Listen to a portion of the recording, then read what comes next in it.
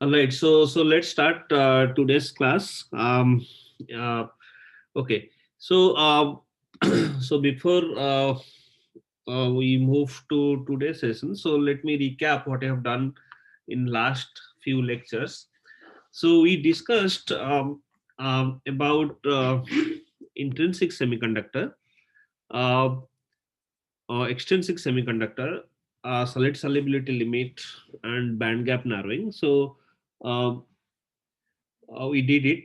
Okay, so for intrinsic semiconductor, we know the general equation N0 P0. So this is Ni square.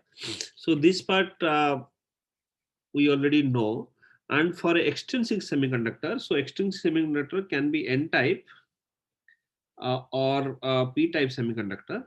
So for a N type semiconductor, your N0, the electron concentration is Nd, and your P0 will be Ni square by Nd, right?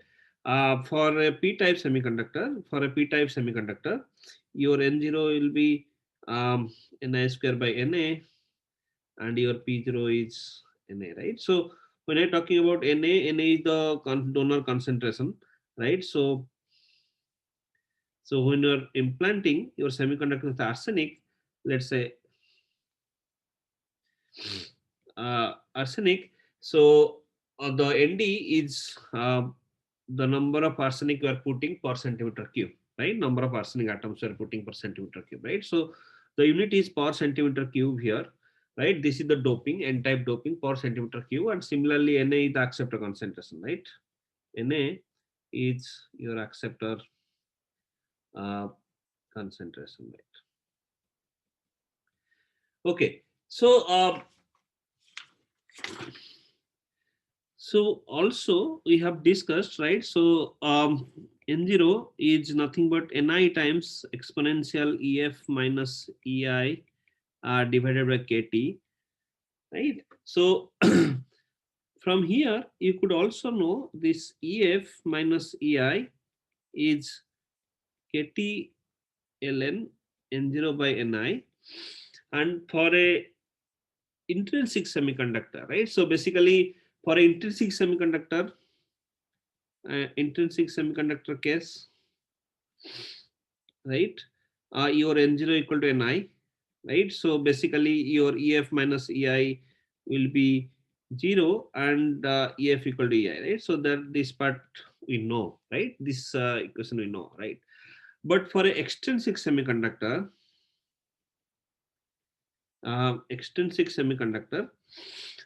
so my EF minus EI will now become KT ln your Nd by Ni, right?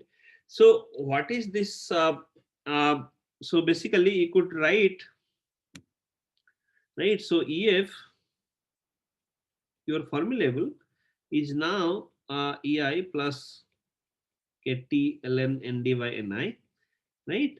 So um, so basically if you look at this equation, so this formula for extrinsic semiconductor, your formulable is not at the middle, or not at the middle of conduction band and valence band.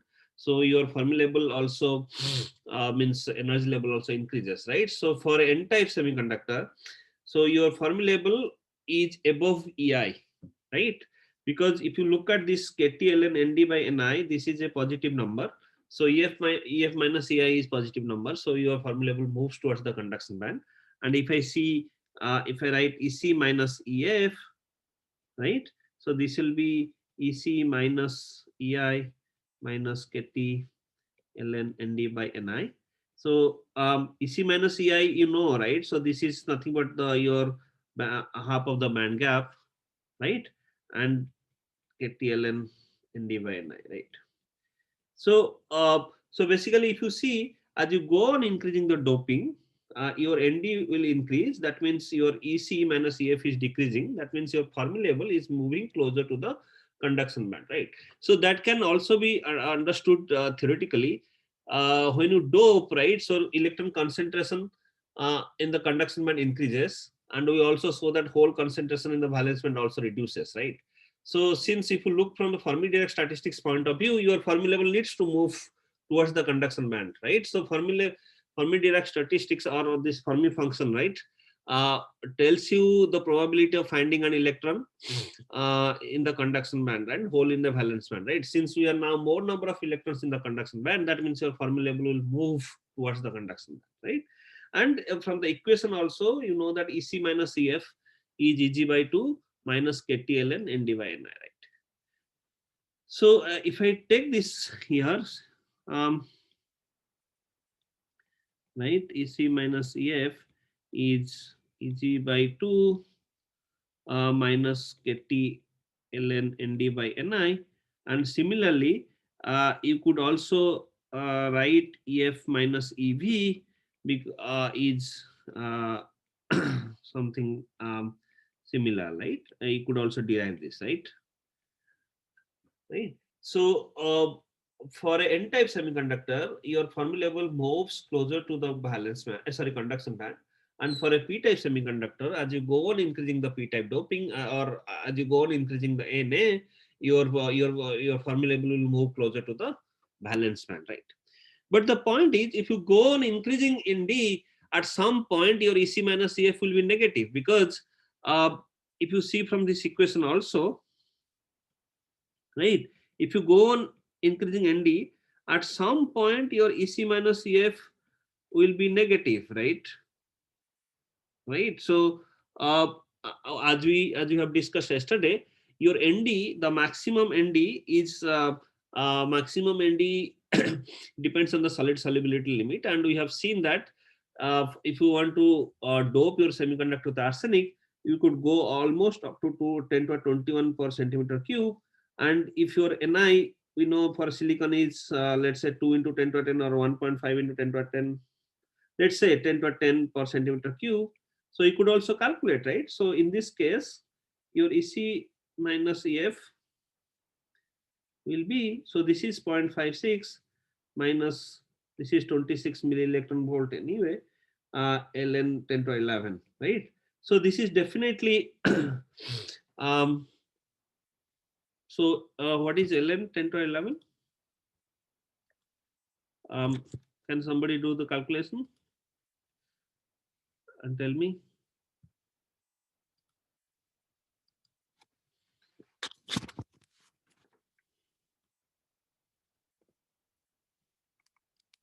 Sir, around 25. Yeah, so around 25. So this is 0.56 minus 26 milli electron volt into 25. So definitely this is, if you do 25 into 26, Sir, how much it's is that? 0.65. Hmm? 0.65. Yeah, this is 0.65, right? So you see your okay, let me go back to my screen. Okay, so you see now, so if you do 10 to 21 per centimeter cube, so your EC minus EF is negative. That means your Fermi level is moving inside the conduction band, right? So when you're deriving this equation, so we did Boltzmann approximation, right? We always told that EC minus EF, right, is around 2 to 3 kT, right? But here, if you see, the EC minus EF is not less than 2 to 3 kT, but it is actually negative. The Fermi level is moving inside the conduction band. So this kind of semiconductor we call the degenerate, right? So degenerate semiconductor. Basically, when you dope extrinsic semiconductor heavily, so it becomes degenerate, right? So basically, your Fermi level moves inside the conduction band. We also saw, I mean, we also discussed that when you have lot of dopants, right? So when you have lot of dopants, so we have actually um, we don't have a single state, we have a band of defect states, right? So let me recap, let me discuss this again. So basically, let's say this is your EC0. So this is intrinsic, means this is the uh, uh, conducts bottom of the conduction band and top of the valence band from the EK diagram. Let's say this is EC0, EV0. So when you do means when you put a single dopant, right? So basically it creates a single defect states, right? But if you go on increasing dopants, and if the dopant concentration is very high, then you create a band, right? So basically you create um, a band here, right? So so your bottom of the conduction band now is this one, right? So let's say this is my EC now, right? So the bottom of the conduction band is here, right? Okay, but if you see when also let me put the formulable, which is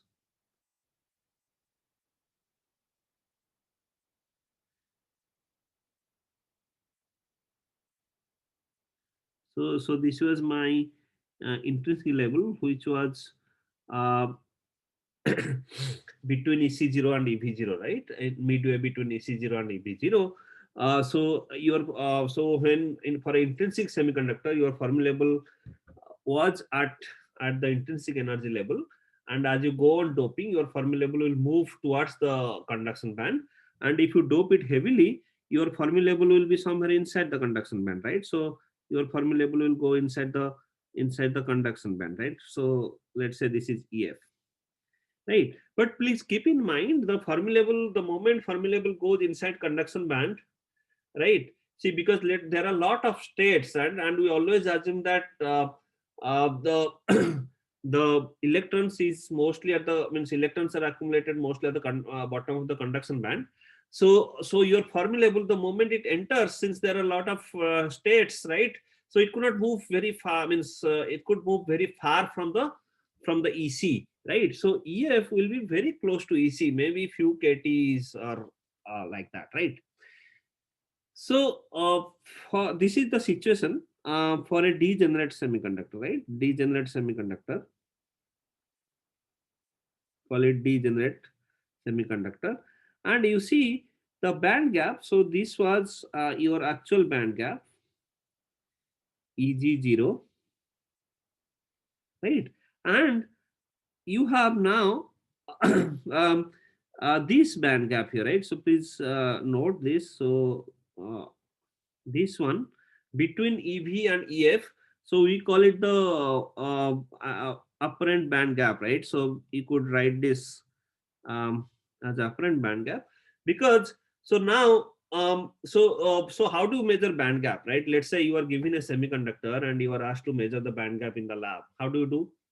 How will you measure the band gap in a semiconductor? Anybody?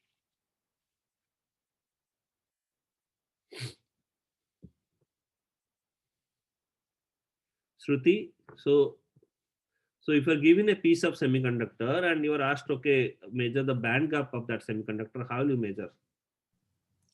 So we did an experiment in physics lab. So we kept like we observed the current. I think we shone light on the material and we observed the photo current. Okay, yeah. So basically, you do optical. I mean, so you might have heard uh, optical transmission spectroscopy, right? Right. You shine light on the semiconductor, right? And basically if the so basically you have a band gap, right? So basically if the energy of the light is less than band gap, it will transmit it, right? If the energy of the light is more than band gap, then it will be absorbed by the semiconductor, right? So that means electrons will go from valence band to conduction band, and by so basically at what energy you will get some photocurrent. Basically the your photon is absorbed from there, you get the band gap, right? So basically, how the band gap is measured? Basically, you activate the electrons to go from valence band to conduction band, right? For an intrinsic semiconductor, the electrons will go from EV0 to EC0, right? EV0 to EC0, right? But for a extrinsic semiconductor, or for a, let's say for a degenerate semiconductor, which is heavily doped, so electrons will go from which level to which level?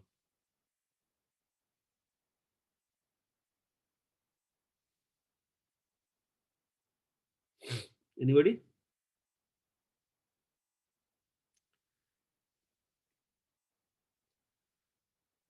Sharda? So, first of all, the electrons will go from donor level to conduction band. Since donor level will also have No, electrons. donor level to conduction to already chale gaye, right? So the moment you Okay, dope so, and activate the annihilate, so all the electrons from donor level has gone to the conduction band, right? okay, since it is in room temperature, so then it will go from EV naught to EC. Then. So it will travel the apparent band. But how can the electron go from EV naught to EC? Because see, electrons need to find an empty state, right? So, but EC is empty, no? Like, How the EC is empty? I mean, it's already doped, right? Heavily doped, right? So we have electrons already at EC, right? okay. So, Okay, anybody else? Monica?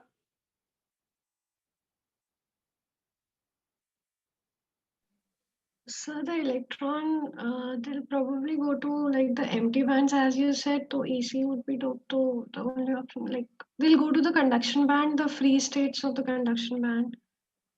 Yeah, yeah, but can you because see basically it will go somewhere, right? And if I want to, so can you tell me where it will go? So you are right. So basically, the when the electrons will go from valence band to conduction band, it will not go to a field state, right? So basically, it will go to empty state, right? Right. So and as I told you, right, this semiconductor is heavily doped, so the conduction band is almost filled, right? So it will go to a state because if you see a conduction band, right? So if this is my let's say I'll take ek diagram, right? So this is my conduction band, valence band, and I have states here, right. So when the electron will go from valence band to conduction band, it will go to the lowermost states, right? If the lowermost state is filled, then the electron will go to the next state, right? So this is how electron will go, right? So it will go to the empty states, right. So here in this case, here's the EC, the bottom, because we have a lot of electrons in the conduction band. This is a degenerate semiconductor activated, right? So there are a lot of electrons. So most of the states are filled. So you could assume that the bottom of the conduction band is almost filled, right? So it will go to a state where you'll find empty states. So basically, it will go to basically this EF defines that, right? So what does the EF define? The EF, the Fermi level defines that. So all the states below Fermi level are filled, right? All most of the states above Fermi level are empty, right? So this is so basically uh, the band gap. If you do optical transmission spectroscopy in a degenerate semiconductor, it will not give you the actual band gap of the silicon, right? So it will give something called apparent band gap, right? And this will give you EG star, right? So EG star, which is nothing but EF minus EV0, right, right. So your EG0, right, is EC by EV. This is your actual band gap, right? But for a degenerate semiconductor, if you do optical transmission spectroscopy, your band gap will be lower, right? But it will not be EF minus, it will not be EC minus EV0, right? Because EC, the bottom of EC is already filled. So basically the electrons, if there is a state right at the bottom of the conduction band, your electron cannot go there because it's already filled. So it needs a little bit higher energy, right? So it will give you EF minus EV0, and we call it apparent band gap of the semiconductor, right? For this is so this difference here, because EG star is always less than EG0, and there is a difference between EG0 minus EG star. This is the band gap by what factor the band gap has narrowed, right? So delta EG star. So this is nothing but EG0 minus EG star, right? Right. Okay. So why I'm discussing this? Because if I tell you, so we derived this equation, right? N0 P0 equal to Ni square, right? But please keep in mind, this is only valid for non-degenerate semiconductor, right? This equation is valid for non-degenerate semiconductor, right? For a degenerate semiconductor, because most of the time ours means the silicon is heavily doped, either N or P. So we mostly deal with non-degenerate semiconductor, right? And for sorry, we mostly deal with degenerate semiconductor, and for a degenerate semiconductor, this equation is not valid, right? You could still take that equation, you'll get means it's approximately correct, but it's not exactly correct, right? So this equation is not valid for degenerate semiconductor. Okay, then if we want to find something for a degenerate semiconductor, right? So how do you find it, right? So your N0, okay. So now let us find that. I'll go to the next. That's better. We know that N0 equal to Nd, right? For a degenerate semiconductor, means if all the dopants are activated, right, properly activated, so number of electrons in the conduction band is nothing but Nd. What is the number of electrons in the holes in the valence band? So this is nothing but Nb e to the power minus Ef minus Eb divided by Kt, right? So this equation, because we could still write, because EF minus EB, there is a large difference. It is still, if you think in terms of valence band, it's still non-degenerate, right? But your formulable valence band difference is very high, right? So what is EF minus EV? So EF, we wrote here, right? So EF minus EV is not EG star. So this is NB e to the power minus EG star by KT. So I could write um, um, this is EG0 minus delta EG, because EG star is less than um, EG star is less than EG0, right? So if I do N0 times P0, this will be ND NB e to the minus E0 by KT into e to the power EG star by KT, and I could do some mathematical modification. I could write NC here, and I could divide by NC.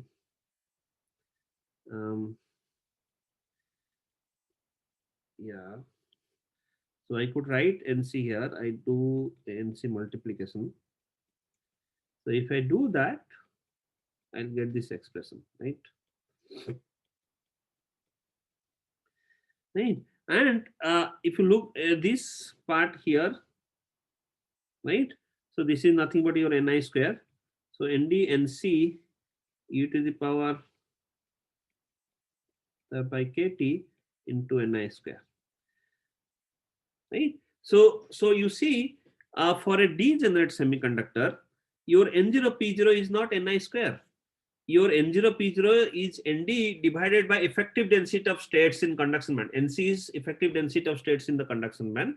And for silicon, we know that Nc is around 3 into 10 to the 19 centimeter cube, right? Right. So here from this, so you could find, so let's say your Nd is 10 to the 21, then you could find what is the relation between N0 P0 and Ni square, right?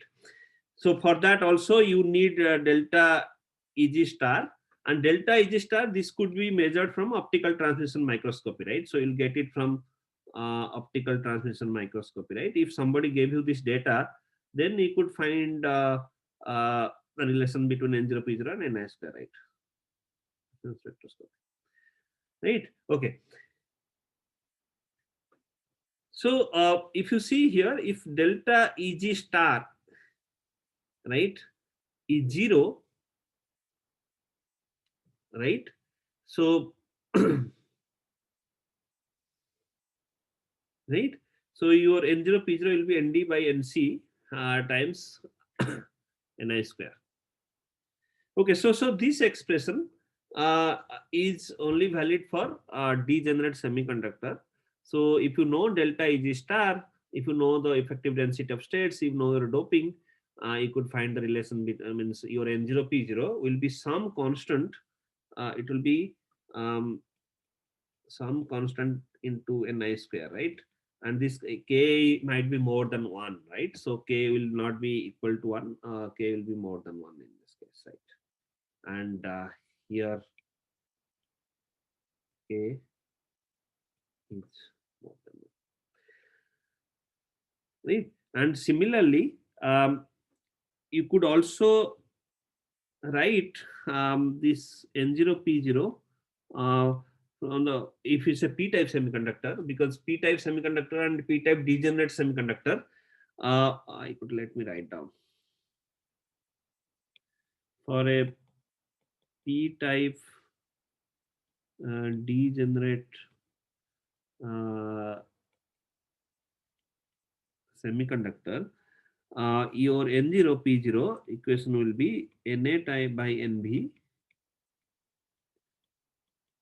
Eg by Kt times Ni square, right? So this is for a p-type. This is for the p-type degenerate semiconductor, and the other equation is for the n-type degenerate semiconductor, right? So I just discussed this because most of the time, even if we take the approximation N0 P0 equal to Ni square, right, and we will still use it when we devise, when you derive the device equations, right? But actual case for a degenerate semiconductor, we know that Boltzmann approximation is not valid, right? So you could not really write N0 P0 equal to Ni square. So N0, so this term will come into factor, right? If you want to have accurate analysis, this term will come into factor, right? Okay, so any questions here?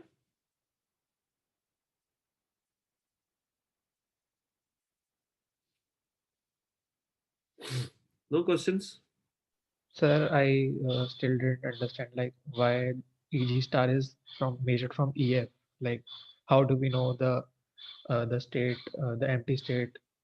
But EF का नीचे तो सारा states field है ना? Sir. This is how the Fermi level is defined, right? So what is, how does this Fermi functions looks like, right? So the,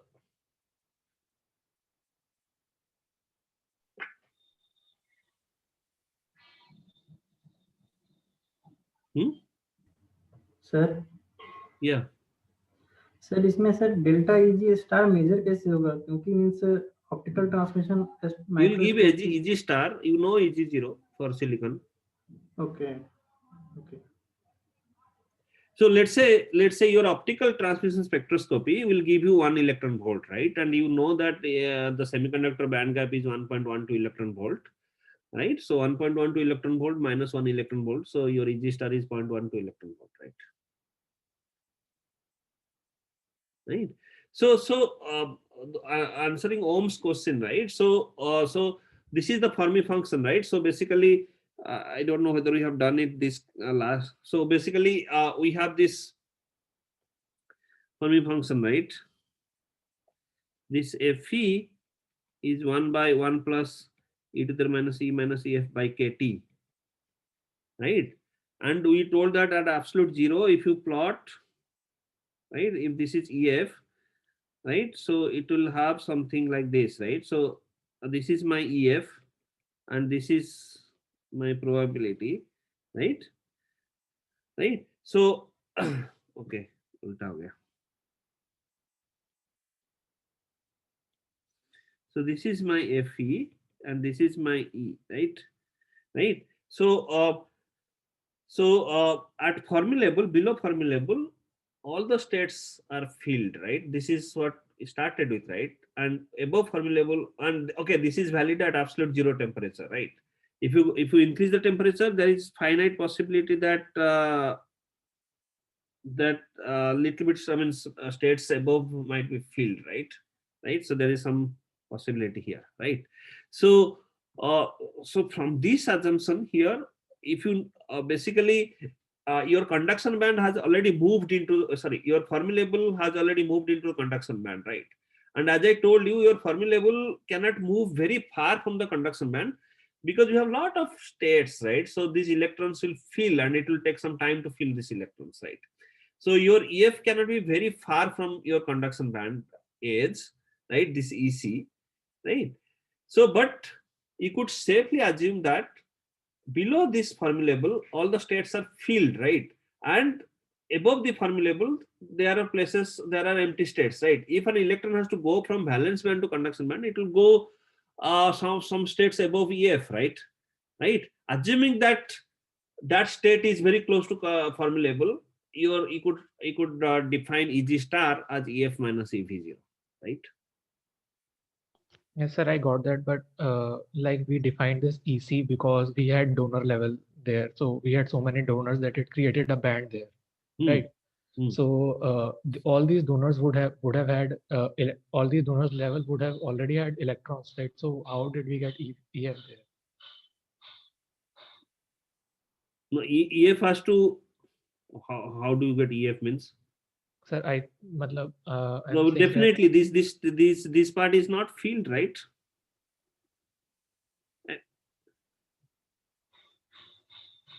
So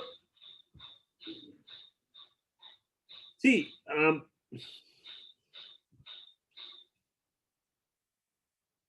means okay. So okay.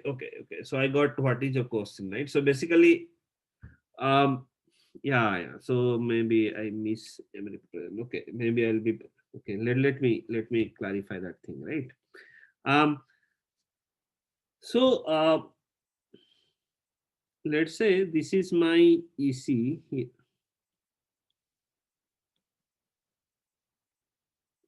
Okay, so this is my EC, right? And let's say this is my conduction band, right? So this is my conduction band, right?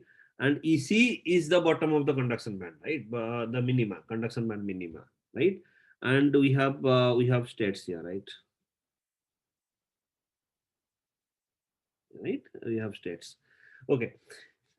So then I have my EV here somewhere, right? EV, and then this band, right? So I have means basically if I have a lot of doping, I have this band here somewhere, right? Right. So what I was telling is your EC0, right? Bottom of the conduction, it will move from EC0 to EC, right? Because this part, these energy levels are also added. These energy levels are also added to the conduction band, right? Because we have defect states and we have a lot of defect states. That means we will go on increasing the doping. So so basically your conduction band becomes this, right? And the bottom of the conduction band has moved from EC0 to EC, right? Now, so again, so when these bands merge, right? So we have continuous of states here, continuous states here, right? Right. So it's not necessary. Means think in this way, right? This part is filled, right? Because it depends, right? How many electrons we have and how many states, right? Right. So so then when I do okay, so basically now if I want to define the Fermi level, right? The Fermi level is a fictitious level, but this is just for your equation purpose, right? So if you want to define the Fermi level, right? So Fermi level will somewhere above this EC, right? It means it may come depending on, right, how many states are filled. So this EF will be somewhere here, right? Right. So means your question is why it should be lower than EF? Why cannot be above EC0, right? Yes, sir. Yeah. So yeah, it is possible, right? It depends on where are you putting, right? So the point is, since your conduction band has increased, the diamond means conduction band width has increased, or so electrons has moved from EC0 to EC, right? And most of the electrons, so basically means means basically the electrons are concentrated at the bottom of EC, means bottom of this conduction band, which is EC now, right? So they have moved from EC0 to EC because they have find a lot of states there, right? So so EF, when your formulable, will be definitely above EC. So but it cannot go beyond EC0 because we don't have that many electrons. It will go beyond EC0, right? It's possible, right? If you go on increasing number of electrons, it will be possible. But we have some limit, right? You cannot go more than 10 to 21 or so. Sir, I had a question. So, So Om, is it clear or not? Yes, sir. Okay. yes, sir. So basically, let's suppose we have excited the electrons from valence band to conduction band. Now, when it comes to like releasing energy of electrons and de-excitation of electrons, so basically now the electrons will jump from EC to EV. They will release energy and go to EV. Yeah, so the released energy or the radiations will have the frequency of like from EC to EV. So, and we say that the released energy is basically like, so the released radiations, from that radiations we find out EG, the band gap. Radiation. You don't have, it's a photoelectron, right? So basically, we'll see the photocurrent, right? Basically, the electrons will go from EV to EC. They don't have to come back, right? It's not emitting light, right? From there, we are getting conduction band, right? So basically, we are flashing light on the semiconductor, and electrons are going from EV to EC. They are not coming back from EC to EV, right? Yes, no, sir. So basically, what I wanted to say is like, why cannot we say that apparent band gap is from EC to EV not? Why from EF? No, because if an electron has to be excited, they will go to excited to an empty state, right? Right. So my point is, means if you're doing photoelectron transmission, photoelectron spectroscopy, right, it will go on giving energy to the electron, right? The moment the electron is absorbed, means the light is absorbed, means the electron is taking that energy and going to the conduction band. Otherwise, this light will be, means it will be transmitted, right? Yes, sir. Right. So light is absorbed. Let's say a particular energy light is absorbed. That means it has gone from EV to EC, right? Where it has gone to EC, it will not go to the bottom of the EC because these states are already filled, right? So okay, so that is what I understood. But I am saying, so suppose this is in respective of absorption of light. Now, when it comes to radiation of light by de-excitation, Silicon cannot radiate light. so let's say that any other, like it might be visible light, so some radiation will be released, so that we cannot, so the absorbed light and the released radiation won't be same in this case, the frequencies, right? Yeah, it may not be same, but when you're measuring band gap, you don't measure the band gap from the light that is coming out from the semiconductor, right? Okay. Right. So excite, right, and you measure it, right? Yes, sir. That is what I was. Okay, so we generally figure out using the absorption of light, not from the radiation of light.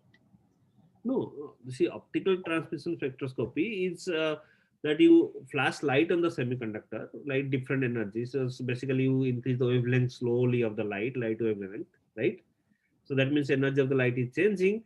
At some point, you will see that the light is absorbed, right? Right. So at what frequency the light is absorbed, from that frequency you measure the band gap, right? Yes, sir. So that is what I was thinking. So like radiation can also be another method, no? So like release of energy. So what band, like what frequency? It's not that easy to do that, right? Okay. Yes. Okay. Right. So first you have to excite electrons, then they will recombine, right? Yes, sir. So it's always better to see the absorption, right? At what frequency the light is absorbed, right? From there you find out the band gap, right? Okay, sir. Got it. Thank you. Okay, so the whole discussion, what I was telling is, see this N0 P0 equal to Ni square. This is not a universal equation. This is only valid for non-degenerate semiconductor, and for a degenerate semiconductor, you have another term. So your N0 P0 can be 2 Ni square, can be 3 Ni square, can be 4 Ni square, right? Depending on how much doping, right? So it depends on the doping, right? Okay, so yeah, so this part is clear. And another very important thing before we move to the devices, right? So so basically, uh, whatever semiconductor you take, right? So the semiconductor is charge neutral, right? So let's say you dope a semiconductor um, with arsenic or an n-type dopant. That means we have a lot of electrons. So number of electrons are more compared to the holes, right? That does not mean that semiconductor become negative, right? So semiconductor is still charge neutral because there are ions, right? So positive ions, right? So you when you talk about charge neutrality, so we write this equation that your number of holes plus the number of donor ions, right, is equal to number of electrons plus number of acceptor ions, right? So this is always valid in a semiconductor, right? So as I tell you, right, so basically you have right, this is your EC and EV.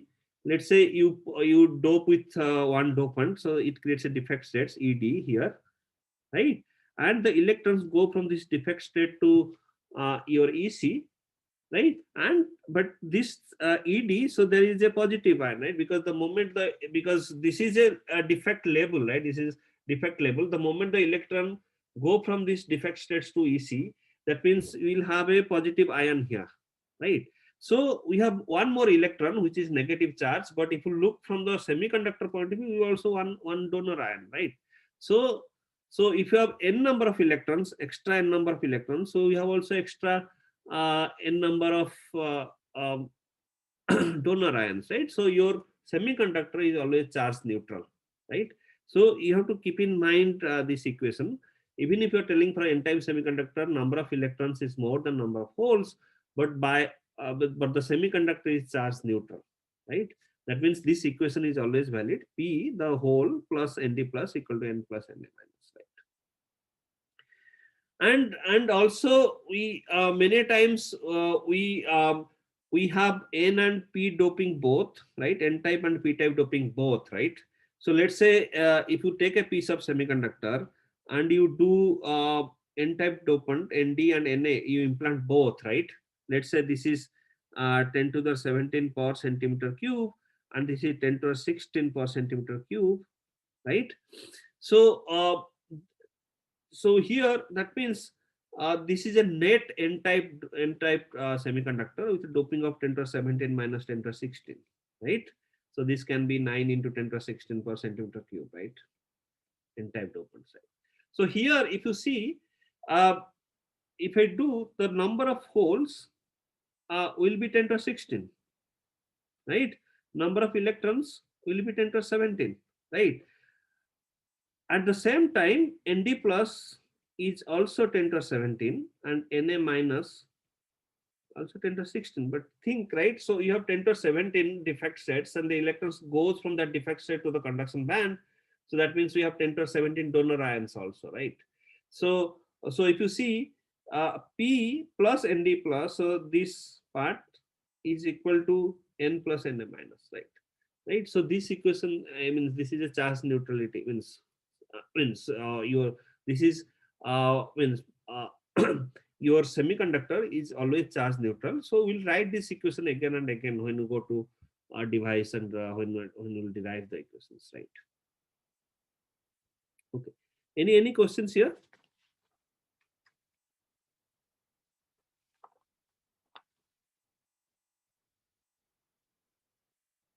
Anybody?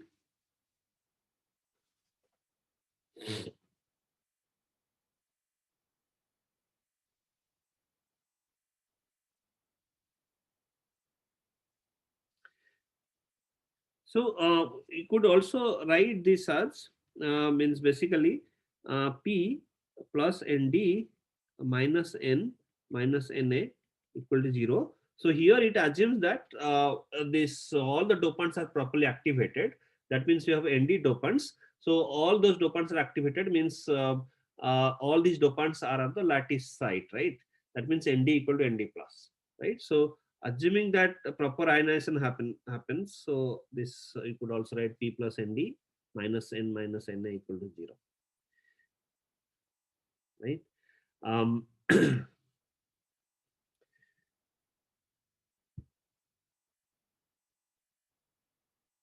okay.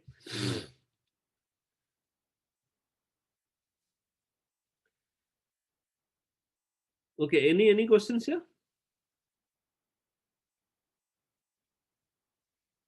Okay, so if not, then I before we go to the transport, how the current flows in the semiconductor, different ways of current flow in the semiconductor, I'll just tell you one thing.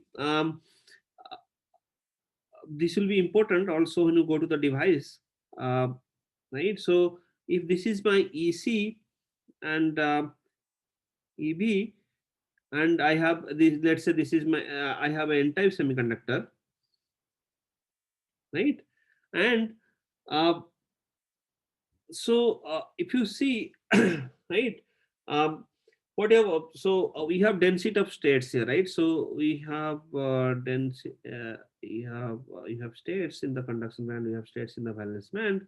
So if this is a 3D semiconductor, we have 3D semiconductor, we have also learned that density of states increases as you go above, if you increase, if you go increasing the kinetic energy of electrons, right?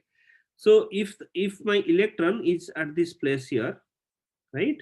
So this is nothing but my kinetic energy, right? Ek, right? Kinetic energy of electron, right? So E minus EC, right, is always kinetic energy, right?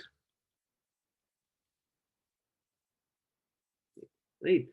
So if you see the distribution of electrons, right? So we are also talking about that, right? If you see the distribution of electrons, so if I plot how the electrons are distributed in the let's say I'll plot Ne, right? Or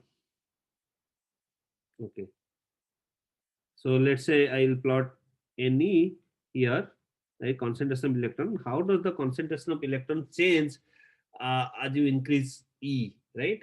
And you will see that you will find more number of electrons.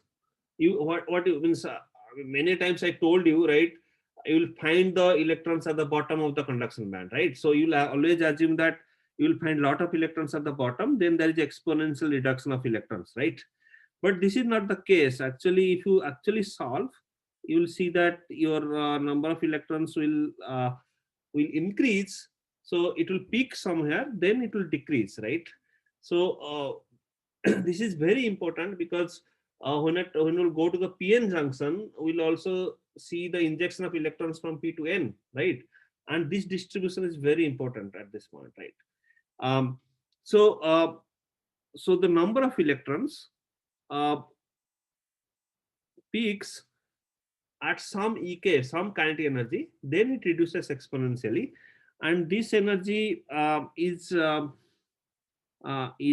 a kT, right? You could derive that, right? So this energy is half kT, right? So if kT is 26 milli electron volt at room temperature, then so this peaks somewhere around 13 milli electron volt above the conduction band, right? So this is around 13 milli electron volt above the conduction band, right? Then it exponentially reduces, right? So that means if you are if I want to find uh, so because you know that this is a exponential reduction. So if I tell you, okay, the number of electrons is 10 to the power 15 per centimeter cube here, so what will be the number of electrons at this point? And if I given you this energy difference, then you could find out what, when at this energy level, what will be my number of electrons, right? So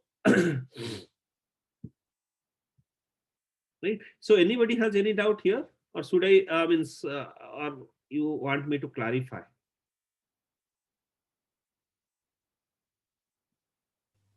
So can you explain it once again? Okay. All right. So, okay. So, okay, let me derive, right? So, the number of electrons, we know that is Sc into Fe. This part is clear to all of you, right? The density of states. So, number of electron at any energy is nothing but Sc, the density of states in the Fermi function, right? So, the states for a 3D semiconductor, I means we have already derived, right? Let me write down density of states effective mass, h bar square. Um,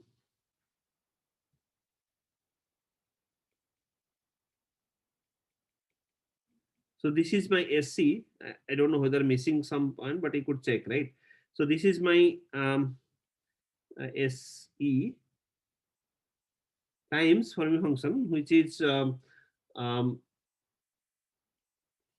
times 1 by 1 plus e to the power e minus ef. Sorry, right? Kt. Right. So this is my Fermi function, right? So this equation we know, right? So this is the density of states equation, the first part, right? Density of state equation also the degeneracy factor G, right? And this is the Fermi function, right? Okay. So then if I let's say I means it is always better to assume a non-degenerate semiconductor, right? If you assume a non-degenerate semiconductor, that means you could approximate as you have the Boltzmann approximation, right? So E minus EF is almost more than 2 to 3 kT. So if you do that, then this part will be I could write down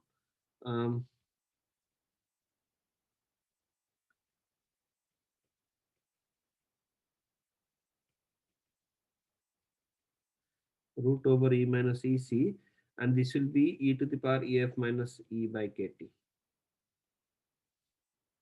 Right? Okay. So so let me copy this equation here.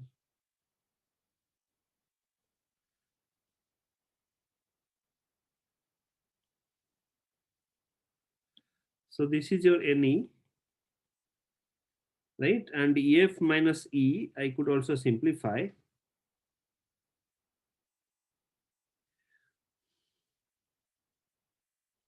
Let me see. E minus EF. I could also simplify E minus EC plus EC minus EF. So E minus EC is nothing but your kinetic energy, EK, plus EC minus EF. So your Ne will be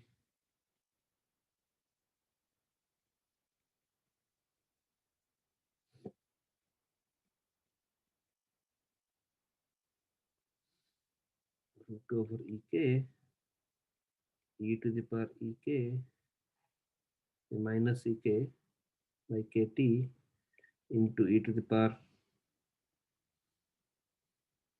minus Ec minus Ef by Kt. Right. So if you look at this equation, right, if you see this equation here,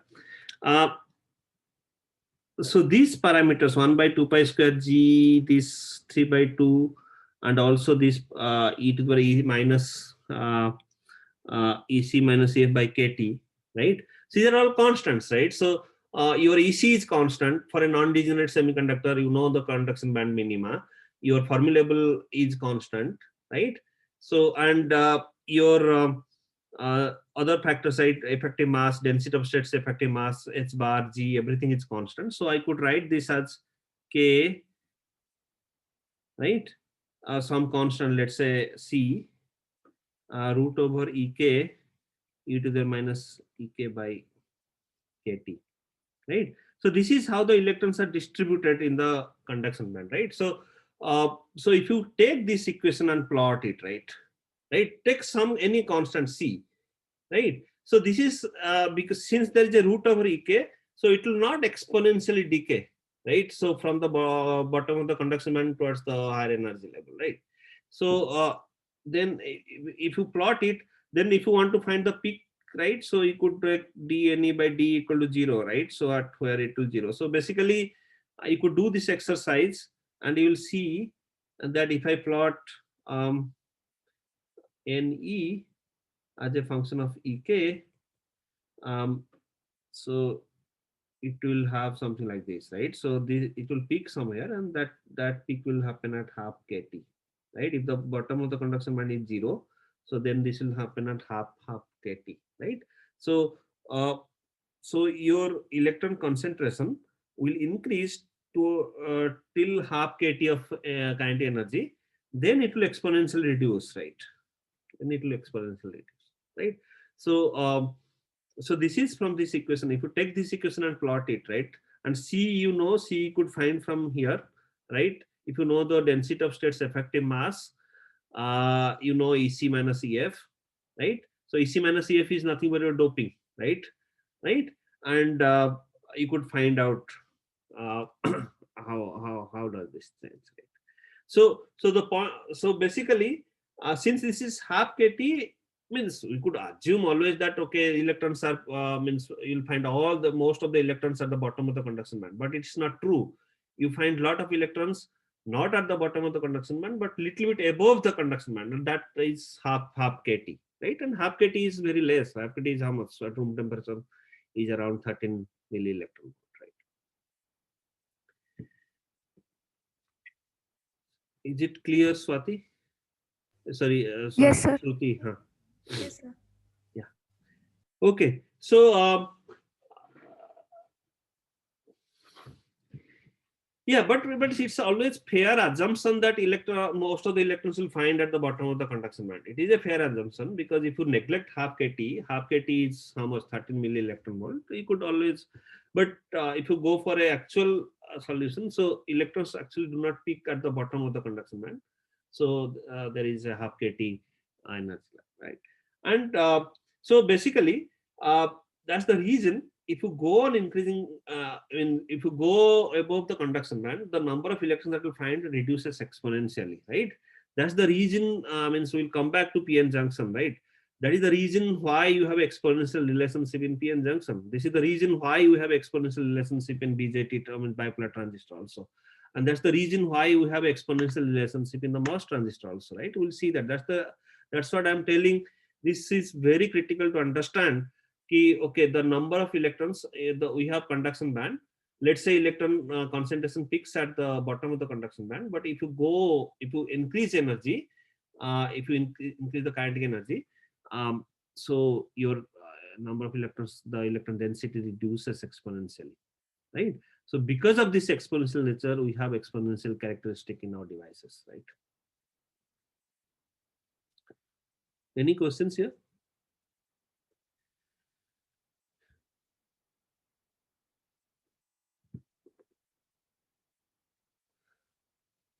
Okay. So before we break today, so let me so let's say I have a semiconductor, right? So till now, so we are discussing about equilibrium. Basically, we are not applying any electric field.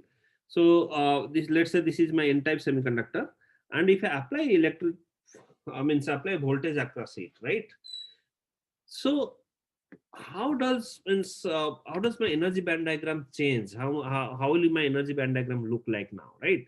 So basically what I was telling is, so I had my energy band diagram like this, right? So this is N-type semiconductor. So I have my EC here, EV here. So EF is close to EC, and I have my EI somewhere in between, right? So this is my energy band diagram, right? So energy band diagram is nothing but energy, and this is the x direction, right? So basically, if this is my x direction, if I'm going from left hand side to right hand side, this is how the energy band diagram will look like, right? So when you're talking about energy band diagram, so basically this is the energy of electrons and holes we're talking about, right? Okay. So now I give means I have applied a voltage across the semiconductor. How the things will change? How will the thing change? Anybody before we break today?